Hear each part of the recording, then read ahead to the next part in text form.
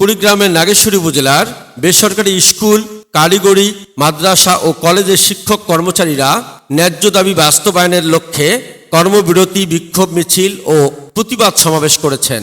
বুধবার 15 অক্টোবর সকালে উপজেলা চত্বর থেকে বিক্ষোভ মিছিলটি বের হয়ে শহরের প্রধান প্রধান সড়ক প্রদক্ষিণ শেষে উপজেলা চত্বরে গিয়ে সমাবেশে মিলিত হয়। এতে উপজেলার বিভিন্ন শিক্ষা প্রতিষ্ঠানের প্রায় 3 শতাধিক শিক্ষক কর্মচারী অংশ নেয়। শিক্ষক কর্মচারীরা জানান, দীর্ঘদিন ধরে তারা 20% বাড়ি ভাড়া, 1500 টাকা চিকিৎসা ভাতা এবং শতকরা উৎসব ভাতা প্রদানের দাবিতে আন্দোলন করে আসছেন।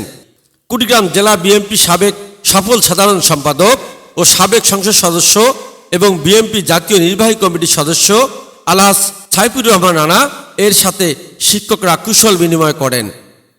কুড়িগ্রাম জেলা বিএনপি সাবেক সফল সাধারণ সম্পাদক এবং বিএনপি জাতীয় নির্বাহী কমিটির সদস্য আলহাজ সাইফুর রহমান রানা শিক্ষকদের উদ্দেশ্য বলেন, আগামীতে বিএনপি সরকার নির্বাচিত হলে আপনাদের সকল সমস্যা সমাধান হবে ইনশাআল্লাহ।